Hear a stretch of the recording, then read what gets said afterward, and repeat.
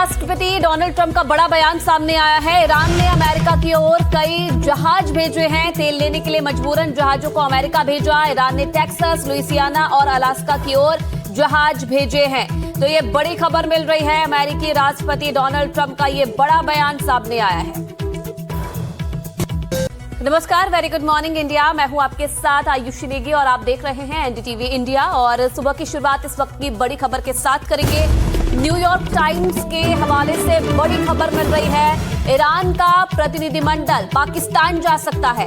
America के साथ बातचीत के लिए पाकिस्तान जा सकता है ईरान का प्रतिनिधिमंडल। अगर अमेरिकी उपराष्ट्रपति जेडी वेंस आते हैं तभी गालिबाफ वहां जाएंगे। दोनों पक्ष इसे गंभीरता से ले रहे हैं। तो लगातार सस्पेंस बरकरार था अमेरिका और ईरान के बीच बातचीत को लेकर। कहा यह भी जा रहा था कि ईरान ने साफ इनकार कर दिया है मीटिंग को लेकर। अगर अमेरिका ने उसकी शर्तें नहीं मानी तो वो मुलाकात नहीं करेगा, बातचीत नहीं करेगा। और अब दूसरी तरफ खबर ये मिल रही है कि बातचीत के लिए ईरानी प्रतिनिधि मंडल जा सकता है। और ये भी कहा गया है कि अगर अमेरिकी उपराष्ट्रपति जेडी वेंस आते हैं तो ईरान का प्रतिनिधिमंडल भी पाकिस्तान जा सकता है। बातचीत के लिए गालिबाफ जा सकते हैं। पहले दौर की वार्ता हो चुकी है जो कि विफल रही। और अमेरिकी मीडिया के हवाले से ये बड़ी खबर मिल रही है। न्यूयॉर्क टाइम्स के हवाले से ये खबर मिल रही है कि ईरान का प्रतिनिधिमंडल पाकिस्तान जा सकता है।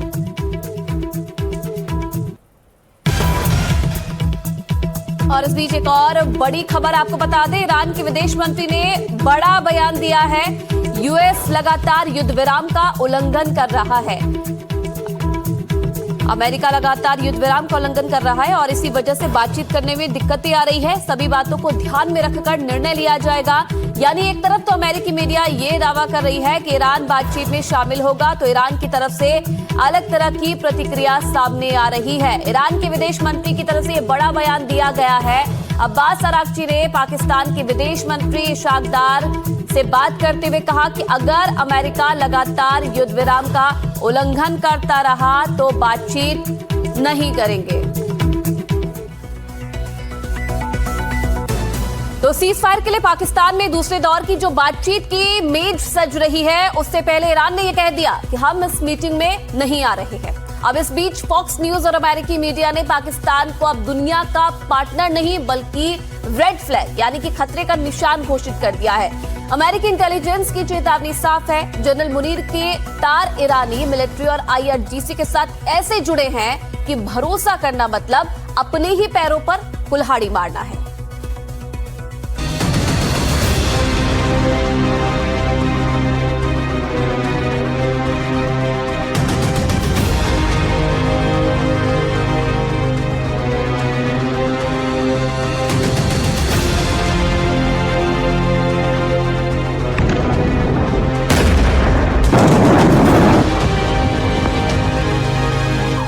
सायरन बजाती गाड़ियां,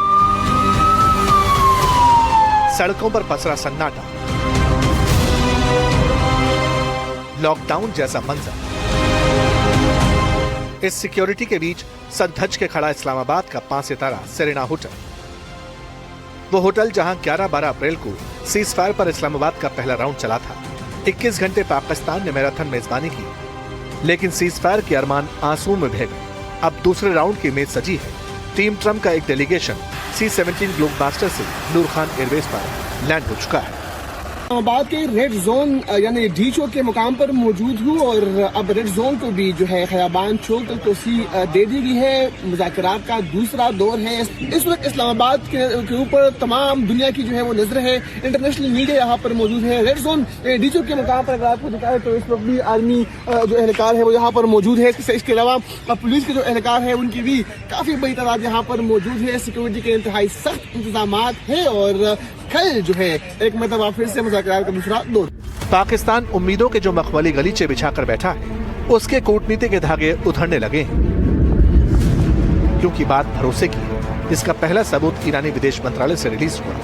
ईरान ने साफ कहा, जब पाकिस्तान सीजफायर के शामियाने तान कर बैठा है तो हम इस्लामाबाद जाकर क्या करेंगे। लेकिन युद्ध और शांति की जब बात होती है तो हर देश का स्टैंड बदलता है। क्या ईरान का भी बदलेगा? तेहरान के लिए पिछले 1 साल की भारी कीमतों और वॉशिंगटन के बार बार विश्वासघात को नजरअंदाज करना असंभव है। फिलहाल हमारे पास अमेरिका के साथ बातचीत के अगले दौर की कोई योजना नहीं है। जब तक माहौल नहीं बदलेगा, वार्ता बेमतलब है। ईरान के इस अविश्वास की 2 वजह इसे 2 तस्वीरों से समझिए।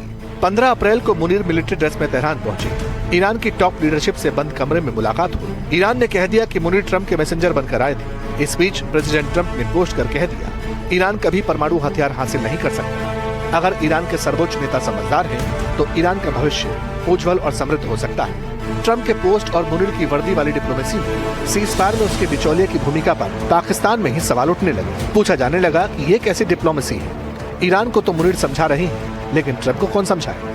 ईरान और अमेरिका दोनों जानिब से मतजाद खबरें सामने आ रही हैं।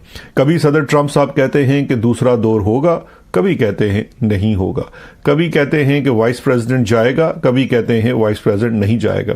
लेकिन हकीकत हाल ये है कि इस तैयारी में जो उनकी सिक्योरिटी टीम और इक्विपमेंट है, वो एक दफ़ा फिर से इस्लामाबाद पहुंच चुका है कि फील्ड मार्शल साहब इधर तो ईरानियन को प्यार मोहब्बत डरा धमका के खौफ दिलाकर ये जो कुछ करके भी उन्होंने राज़ी कर लिया। कम से कम यहाँ हम कह सकते हैं कि इधर फील्ड मार्शल साहब अपनी बातें शातें करने में और जो भी उन्होंने चीज़ें करनी थी उसमें काफ़ी आज़ाद थे।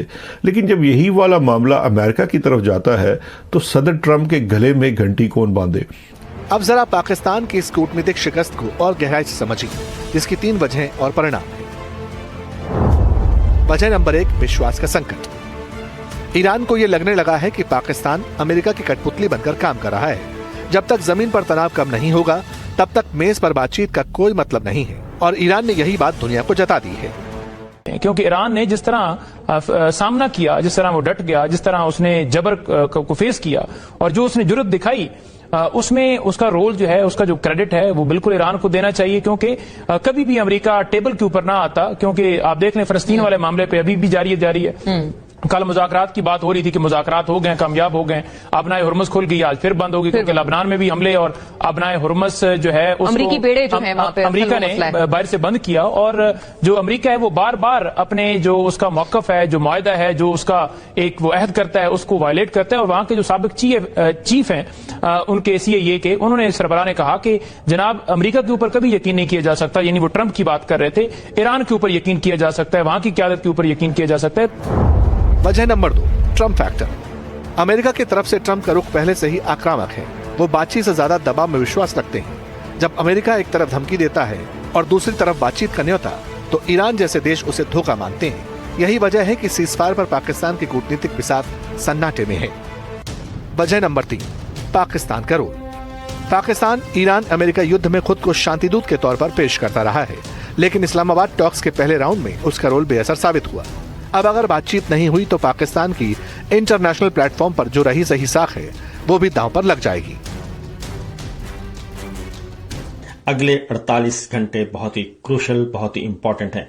ईरान और अमेरिका के दरमियान मुस्तकिल जंग बंदी होती है या फिर दोबारा जंग शुरू होती है, इस पर दुनिया भर की नजरें इस वक्त इस्लामाबाद पर लगी हुई हैं, वाशिंगटन और ईरान पर लगी हुई हैं। कुछ अहम तरीन डेवलपमेंट्स जो कि रात की तारीकी में हुई, अमरीकी जहाज कुछ इस्लामाबाद नूर खान एयरबेस पर लैंड कर चुके हैं, कुछ मशरिक वस्ता की फिजाई हुदूद में देखे जा रहे हैं और काफी ज्यादा गहमा गहमी है। एयर ट्रैफिक बहुत ज्यादा इस वक्त उसको कंट्रोल किया जा रहा है और खास तौर पे मिडल ईस्ट के फिजाओं में अमरीकी जहाजों की भरमार है और वो भी लड़ाका और जंगी जहाजों की। ये सिक्योरिटी पर्पस के लिए परवाजें कर रहे हैं। कथित शांतिदूत के अरमान पहले भी आंसुओं में बह चुके हैं। मुनीर ने लाख कोशिशें की, पाकिस्तान के बिचौलिए के अरमान कितनी बार मिट्टी में मिले, इसकी डिटेल्स खुद पाकिस्तानी नेशनल असेंबली के स्पीकर ने दुनिया को बताई। यानी इस्लामाबाद टॉक से पहले भी 6 बार अमेरिका ईरान में बातचीत के रास्ते बंद हुए। यही डर अब फिर पाकिस्तान को सता रहा है। इसलिए नवाज शरीफ को लंदन से इस्लामाबाद बुलाया गया ताकि वो कूटनीति की मेज पर किसी मौके को पाकिस्तान के हाथ से न जाना दे। उधर मुनीर के होम मिनिस्टर मोहसिन नकवी बंद कमरों में बैठकर ईरान के राजदूत को साधने में लगे दिखाई दिए। लेकिन इस बीच पाकिस्तान को झटका देने वाली एक रिपोर्ट आई, एक अंतर्राष्ट्रीय रिपोर्ट जिसने ट्रंप को खबरदार किया। कहा यह गया कि मुनीर रेड फ्लैग हैं, उन पर ट्रंप कतई भरोसा न करें। फॉक्स न्यूज ने ये स्टोरी ब्रेक की, जिसे अब इकोनॉमिक टाइम्स भी रख रहा है सामने। उन्होंने ये स्टोरी ब्रेक की कि Pakistan Asim Munir may be a red flag and liability for Trump and company, US Intel warns. वो ये कह रहे हैं कि यूएस की जो इंटेलिजेंस है, उन्होंने रिपोर्ट किया है, जो यूएस के खुफिया इदारे हैं, इंटेलिजेंस के इदारे हैं, उन्होंने सदर ट्रंप और उनकी कैबिनेट को वार्न किया है कि जो आसिम मुनीर हैं वो काबिल भरोसा नहीं है, रेड फ्लैग हैं और आपके लिए लाइबिलिटी बन जाएंगे, ये आपको धोखा देंगे, आपके लिए मसले क्रिएट करेंगे, आपका फायदा नहीं करेंगे। सवाल यह है कि क्या पाकिस्तान इस बड़े संकट से बाहर निकल पाएगा या फिर ये कूटनीतिक चाल उसे ईरान और अमेरिका दोनों के बीच और ज्यादा अलग थलग कर देगी। आने वाले घंटों में ईरान का रुख ही तय करेगा कि क्या ये बातचीत वाकई हमेशा के लिए बंद हो गई है या अभी भी कोई गुंजाइश बाकी है। पाकिस्तान की तरफ से ये कोशिशें जारी हैं कि वो ईरान को कायल करे। इसके साथ साथ जो दोस्त ममालिक हैं, हमें ये भी बताया है पाकिस्तान के सफारती जराए से कि दोस्त ममालिक से भी जो है वो मदद ली जा रही है और वो भी इस अमल में कोशिश कर रहे हैं कि ईरान को इस में शिरकत के लिए कायल कर सके। लेकिन अभी तक ये गैर यकीनी सूरत हाल बरकरार है। इस्लामाबाद में तमाम तैयारियां अपनी जगह पे, लेकिन ईरान यहाँ पे आता है, उसके बाद ही ये सूरत हाल वाजी हो सकेगी। अब देखते हैं कि ईरान इस हिस्से में इस दूसरे राउंड के लिए आता है या नहीं। ये एक बड़ा सवाल अभी भी जो है वो बाकी है।